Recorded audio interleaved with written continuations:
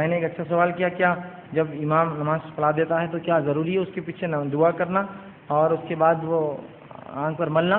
تو جہاں تک معاملہ کسی چیز کے دم کر کے جسم پر ملنے کا، رسول اللہ سے معاملہ ثابت ہے۔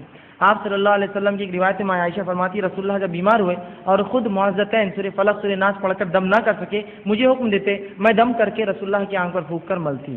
تو بہرحال یہ ثابت ہے کوئی شخص کچھ پڑھ کر دم کرے اور بہرحال جسم پہ لگائے۔ اسی طرح رسول اللہ نے فرمایا کسی کوئی جگہ تکلیف ہو تو ہاتھ رکھ کر بسم اللہ کہے 3 بار، یہ بھی ثابت ہے۔ تو اس طرح کے عمل جو ثابت ہے، دم کرنا، لگانا، پھونکنا، پڑھ کر کسی کو اس طرح سے دم کرنا بولتے ہیں اس کو، یہ ثابت ہے۔ اور دم کہتے ہیں ایسے عمل جس میں تھوڑا پھونک اور تھوڑی تھوک بھی نکلتا ہے، اور اس کو آپ کر سکتے ہیں اس طرح سے، اس میں کوئی حرج نہیں، بہرحال اس کو دم کرنا کہتے ہیں۔ دوسرا سوال کیا ضروری ہے کہ ہم جب نماز پڑھیں تو امام کے پیچھے بیٹھ کر دعائیں کریں؟ تو یاد رکھیے رسول اللہ صلی اللہ علیہ وسلم فرماتے ہیں دعا ہو مخ العبادہ، دعا عبادت کا مغز ہے۔ دوسری بات فرمایا دعا ہو العبادہ، دعا عبادت ہے۔ تو جب دعا عبادت ہے تو عبادت میں ہم رسول اللہ صلی اللہ علیہ وسلم کے تابع ہیں، انہوں نے جو بتایا وہ کرنا ہے۔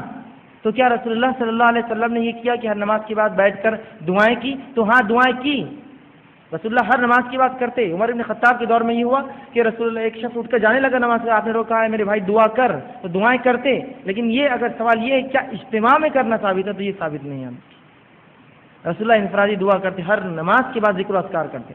اب رسول اللہ کا عمل تھا ہر نماز کے بعد، یہ آپ سب نے سنا ہوگا، رسول اللہ نماز پڑھتے، ایک بار اللہ اکبر کہتے، 3 بار جو استغفر اللہ استغفر اللہ استغفر اللہ کہتے، لا الہ الا اللہ وحدہ لا شریک لہ یہ پڑھتے، اللہم انت السلام منک السلام تو یہ پڑھتے، آیت الکرسی پڑھتے، سورہ اخلاص پڑھتے، معوذتین پڑھتے، سورہ فلق سورہ ناس پڑھتے۔ میرا یہ سوال ہے آج یہ عمل ہوتا ہے کہ ہمارے پاس؟ حدیث میں یہ آگا رسول اللہ یہ کرتے نماز کے بعد۔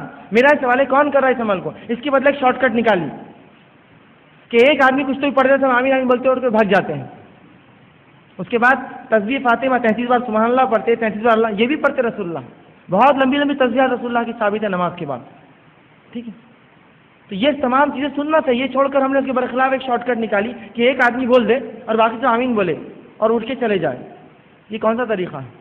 اب جب کچھ لوگوں سے پوچھا گیا کہ یہ نماز کے بعد دعا کیوں کرتے اس طرح سے، تو وہ کہتے تاکہ عوام سیکھ لے۔ اگر یہ نیت ہے عوام سیکھ لے، سوال یہ ہے لیکن عوام سیکھ کہاں سے سیکھتی ہے؟ ربنا آتنا فی الدنیا حسنۃ آمین، ربنا آتنا آمین آمین آمین۔ اب وہ آدمی جو 30 سال سے نماز سے پوچھے کیا کتنی دعائیں سیکھے، وہ کچھ سننے نہیں آتی، کہاں سیکھوں گا؟ سکھانے کے لیے بٹھانا پڑتا ہے، آئیے بیٹھیے، ربنا ربنا آتنا آتنا فی الدنیا، سکھائیے اس کو ایسا۔ ہم کتنے چیزوں پر اپنے آپ کو دوسروں کے اوپر ڈالیں گے، حتیٰ کہ دین میں کیا کیا ہم نے، ایک پیشہ نکالا اور لوگوں کو کہا کہ تم یہ مخصوص کام کرنا، اور ہر معاملے میں اتنے جھک گئے کہ آج اگر کوئی ہمارے محلے مر بھی جاتا ہے تو ہم ڈھونڈتے پھرتے کون نہلائیں گا، مردے کو نہلانے کے لیے بھی ضرورت پڑتی ہے کسی کی، وہ کریں گے نا، ان کو ذمہ ہے، خود کا کام ہے نہیں ہے۔ کیسی عجیب بات ہے، کیا مرنا کوئی ایک عجیب چیز ہے جو ہوتا نہیں کسی زمانے میں کسی دور میں، تو میت کو نہلانے کا طریقہ مسلمان کو اگر نہیں آتا تو عجیب بات ہے، تعجب کی بات ہے کہ تو ایک پیشہ نکالا، یہ لوگ وہ کام کریں گے، اپنے خالی ان کو دیتے رہنا پیسہ، وہ کام کرتے رہیں گے۔ ہاں کچھ چیزیں مخصوص ہوتی ہے، ٹھیک ہے، اس میں آپ کسی پر وہ کر سکتے ہیں، ہر کام میں ڈال دیا اپنے آپ کو، نہیں مولانا تم پڑھ دو نا، تم بول دو نا، حتیٰ کہ اب تو یہ ہو گیا لوگ قرآن بھی پڑھ کے دے رہے ہیں آپ کو، مولانا میرے ساتھ 10 قرآن پڑھ دو، پڑھ دوں گا جاؤ۔ میری عبادت تو یہ تو ایک عجیب ہے، پھر تو تھوڑی دیر میں ہو جائے گا، میری نماز بھی تم پڑھ لو ہفتے بھر کی، کیا ہے یہ مخصوص ذاتی عبادتیں خود ہم کو اور آپ کو